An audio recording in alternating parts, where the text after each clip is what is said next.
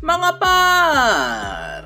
Napag-usapan nga natin last video ang naging problema ni Miyata, pati na rin ang naging laban ni Iga at Mashiba, kung saan nakita natin ang nag-evolve na Grim Reaper. Ngayon naman, pagkikwentuhan natin ang sinasabing reason ni Ippo kung bakit siya natalo, pati na rin ang malupit na laban ng idol natin na si Mamoru Takamura. Matapos ang laban ni Mashiba at Iga, sabi ni Ippo na alam niya na kung bakit siya natalo kila Antonio at Alfredo. Tila nalungkot nga si Aoki nang marinig niya ang sinabi ni Ippo, pero sabi naman ni Kimura na dapat nga hindi nila problemahin ang mga pagkatalo ng ibang tao. At isipin na lang nito ang nangyari sa laban ng kanyang karibal na si Iga. Matapos yun, sinama ni Kimura si Aoki, Kintaro at Taihei sa Kimura Izakaya para pag-usapan ang naging laban, para din makapag-isip si Ippo ng walang storbo. Dito, sabi ni Kimura na kahit nga natalo si Iga, siya pa rin ang Japanese lightweight champion. Dahil ang goal na ni Mashiba ay ang mga world class fights, kaya kinakailangan niya mag-focus doon. Sunod nga nilang napag-usapan na kapag nga mga nagretirong boksingero nga daw ay nakakapanood ng laban, naiisip nito na, bakit hindi ko to nagawa? Dapat ba ganito ginawa ko? At in the end, maiisip nito ay, ngayon alam ko na kung bakit ako natalo. At dahil naiintindihan ko na, mas maganda na ang magiging performance ko pagbalik ko. Mas malakas na ako ngayon kaysa dati, kaya kayang-kaya ko na manalo. At maaari niyang may na-realize din si Ippo matapos ito mapanood ang laban ng kanyang one-time rival. Pero sabi nga ni Kimura na dahil nga maganda na ang buhay ni Ippo ngayon, ayaw na niyang marinig ang sasabihin nito. Kaya niyaya niya sila Aoki na umalis nang hindi kasama si Ippo. At sunod nga nating nalaman na ang sasabihin dapat ng ating bida ay namimiss niya na ang boxing. Kinabukasan sa Kamugawa Boxing Gym, nadat na ni Tanda na nagpa-punching bag ang ating bida. Kaya naman nagulat at galit nitong tinanong kung anong ginagawa niya since retired na ito. Sabi naman ni Ippo na nagre-review lang siya. Dahil nang mapanood niya ang laban ni Miyata at Mashiba, may napansin siyang something in common sa dalawang yun. At ang something nga daw na yun ay nakalimutan niya nang matutunan niya ang Dempsey Roll. Dito nga natin sunod na nalaman na ang tinutukoy niya pala ay ang kanyang mga left punches. At napansin niya na kapag nasa alanganin sila Miyata at Mashiba, left punches ang pinapakawan nitong suntok. Dahil din dito, sila ang laging first move sa laban at naging rason din ito kung bakit sila laging in control. Habang si Ippo naman daw ay naghihintay lang at saka magsi-second move. Dagdag pa nito na lagi lang itong sumusugod papalapit at sunod na gagamitin ng Dempsey Roll. Habang ginagawa nga daw niya ang mga yon, nakakalimutan niya ang tinuro sa kanya ni Tanda na hit before getting hit at nairita nga si Ippo dahil nakalimutan niya ang pinakasimpleng bagay sa boxing. Pero ang pinakasimpleng bagay nga din daw na yon ay ang pinakaimportante sa boxing. Kaya naman na-realize ng ating bida na ang kanyang pagkatalo ay talagang hindi maiiwasan. Hindi naman nag-agree si Kamugawa sa sinabi ni Ippo at nabanggit nito ang kasabihan na, "The person who controls the lip controls the world." Sunod na in-explain ni Tanda mga iba't ibang uri ng jabs at pwede nga daw ito maging parang axe, spear o sword. At kapag nga na-master mo ang simpleng teknik na yon, siguradong ikaw na magde-decide kung anong mangyayari sa laban. Reply ni Ippo na yun nga ang dahilan kung ba't siya natalo dahil nakalimutan niya ang left jab. Sunod nating nakita na seryoso na si Tanda at in-emphasize nito ang tinutukoy ni Ippo na simula nang natutunan niya nga daw ang Dempsey Roll, nakalimutan niya ang jabs. Kaya siya natalo sa laban. Pero sunod na tinanong ito ni Tanda, sa tingin mo ba mananalo ka nang wala ang Dempsey? At sabi pa ni Tanda na dapat nga isipin ng bida natin na tinatabi niya lang ang kanyang short sword para manalo. Dahil naiimbisyon niya si Ippo na isang malaking espada na walang takot na sumusugod sa kalaban. Matapos yun, na-realize na ng ating bida kung saan siya nagkamali. At dahil nga alam niya na, sinubukan itong sabihin kay Kamugawa na babalik na siya sa pagiging boksingero. Pero bago niya pa ito masabi, pinigilan siya ni Tanda. At sunod nitong sinabi na ibahagi niya kay Kintaro at Taihei ang mga natutunan niya. Pati na rin ang mga na-realize nito. Sunod din nitong sinabi na sigurado magiging magaling na leader si Ippo. Nalungkot ang ating bida at napatanong kung bakit pinupuri pa rin siya nitong si Kamugawa. At napagtanto niya na kaya hindi na siya pinapangaral ni Tanda at pinapagalitan dahil hindi na siya boksingero. Kaya naman sinapak nito ang sandbag sa sobrang galit. Matapos yon, nagkaroon ng press conference sa Royal Hotel para sa WBA-WBC World Middleweight title match ni Takamura. Sabi nga ng first ranker sa WBA at WBC middleweight na si Michael Goat, "Gustong gusto ko ang Japan, pero kailangan kong mag-Norway dahil ako lang naman ang magiging rason kung bakit magkakaroon ng first lose ang idol niyong si Takamura." Sagot naman ng ating idol, "Hindi ito magiging first, kundi ito ang magiging last. Dahil aakyat na ako sa super middleweight at dahil doon, ikaw ang last na tatalunin ko sa middleweight division. Matapos ang press conference at habang naglalakad sila pauwi, ang daming tanong ni Kintaro at Tayay kay Ippo tungkol sa paparating na world title fight. Sabi naman ni Ippo, siguradong wala silang masyadong matututunan sa paparating na laban ni Takamura. Kundi marirealize lang nila kung gaano kalimaw itong idol natin kumpara sa kanila. Pero wala naman nga daw mawawala kung obserbahan nila ng mabuti ang mga galaw ni Takamura. Kaya sabi ni Ippo sa mga to na huwag silang kukurap at tignan lang mabuti ang mga gagawin ng halimaw na to. Kinagabihan sa Ryogoku Kokugikan, oras na para sa pinakahintay na WBA at WBC Middleweight Championship. Pinakilala at pumasok na nga sa ring ang rank number 1 WBA at WBC sa middleweight division na si Michael Cotto. Matapos yon, sunod na ang pinakilala ang ating idol. With 24 fights, 24 wins, 24 knockouts, the WBA WBC Middleweight Champion of the World,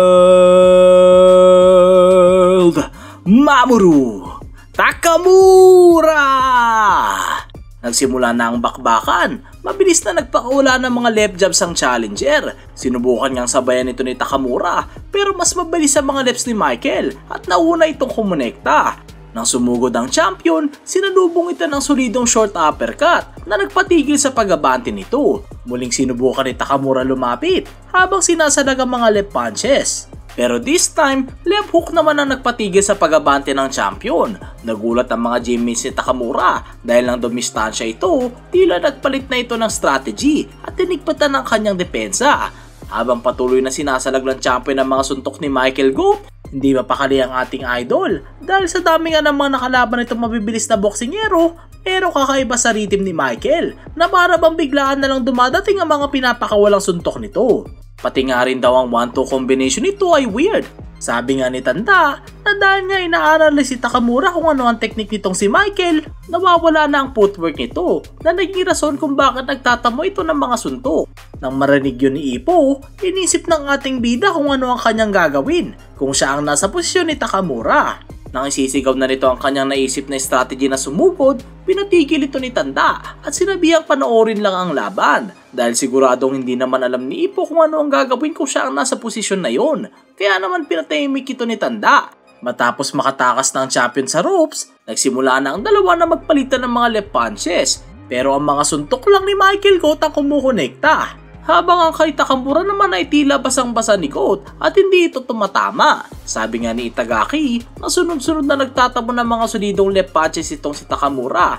Nabanggit nga ni Kimura na puro full swing ang ginagawa nitong si champion. At habang si Cotto naman ay nagpapakawala lang ng suntok kapag start or ending motion lang ng punches ni Takamura. Kaya naman walang chance na may laga ng champion ang mga suntok nito. At lumanding ang malabombang left hook ni Cotto. Bago matapos ang round, nagulat si Ippo nang makita niya na tila nagambay na ni Takamura ang pattern at nasalag na nito ng malinis ang 1-2 combination ni Cotto. Habang inaalala ni Ippo ang naging last exchange sa first round, na-realize nito na kabisado na ni Takamura ang mga binabatong suntok ng challenger. Dahil bago papakawalan ni Michael ang 1-2 combination, nauna nang itinaas ni Takamura ang kanyang guard para dito. At dito na nga nasisiguro ng ating bida na ang buong first round na yun ay para masolusyonan ni Takamura ang problemang hindi niya ina-expect kay Cotto. Habang nasa corner, hoping si Kamugawa na sana na-realize na ni Ippo ang ginagawa ni Takamura. Pero sabi naman ng champion, "Huwag ka nang umasa. Huwag ka na din magsayang ng oras sa kakaisip sa kanya. Dahil hindi na siya babalik sa ring. Mag-focus ka na lang sa akin. Panoorin mo ko." Nang magsimula ang round 2, agarang nagpakawala ng big left swing si Takamura. At ang ma-out of balance nga ito dahil sa lakas ng kanyang pinakawalang suntok. Agarang kumounter ng mga left jab si Cotto na nasalag ng champion. Dito nga natin nakita ang same situation bago matapos ang round 1. Napipredict ni Ippo na una nang itaas ni Takamura ang guard niya bago pa dumating ang 1-2 combination ni Michael. Pero instead na gawin yun ni Idol, umapensa ito at kumonekta ang kanyang right counter.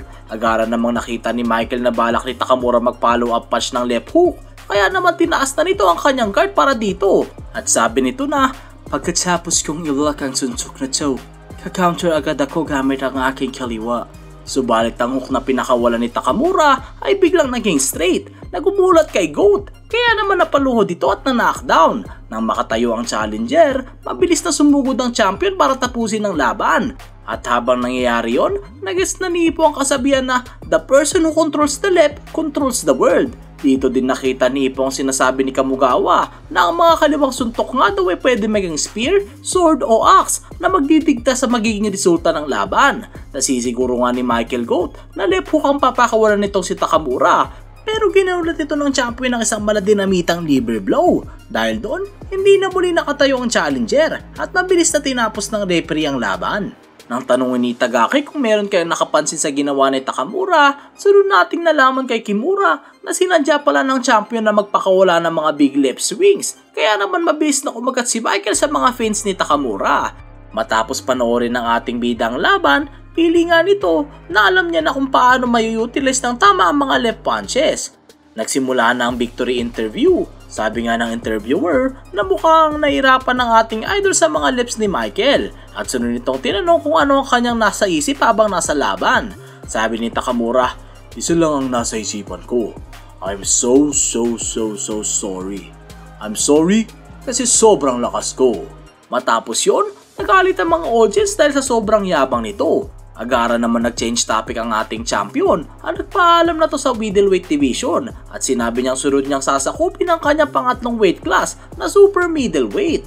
Nang makabalik na sila Ippo sa gym, nabuhayan na sila Kintaro at Taihei dahil tapos na ang no blinking order ni Ippo sa kanila. Tinanong naman ni Tanda kung in-apply din ba ni Ippo ang no blinking order sa kanyang sarili at kung meron ba itong natutunan sa napanood na laban.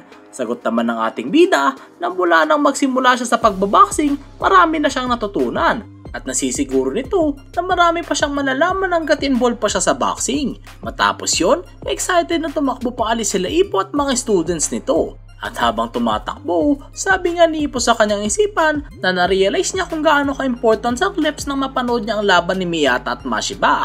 Ngunit hindi nga lang daw niya masyadong ma-apply ito sa kanyang sarili dahil mga outboxer ang mga to. Pero nang makita niya si Takamura na kagaya niyang in-fighter, nalaman niya na kung paano niya gagamitin ang mga left punches. Napaisip naman si Yaki kung sa paanong paraan kaya maging involved pa rin si Ippo sa boxing in the future. Sa bahay nila Ippo, nagsimula na ito mag-aaral kung paano niya gagamitin ang mga left punches hanggang sa mabutas nito ang pader at sunod nitong nilagyan ng Ricardo Martinez poster habang iniisip na minsan niyang naging pangarap na talunin nitong halimaw na to.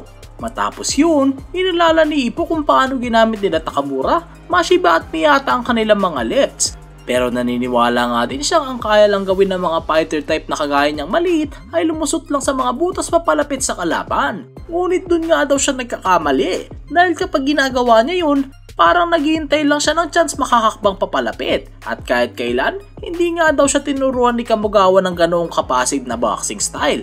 Nang alalahanin niya kung kailan nagsimula maging ganoon ang kanyang boxing style, na-realize ito na bago pa niya makalaban si Tate, nandoon na mga sign at lalo lang lumala noong natutunan niya ang Dempsey Rule. Lahat nga daw ng tao sa paligid niya ay alam na ganoon ang ginagawa niya at pinapakita ang dapat niyang gawin. Pero hindi siya nakinig sa mga to dahil sa mga sunod-sunod niyang panalo.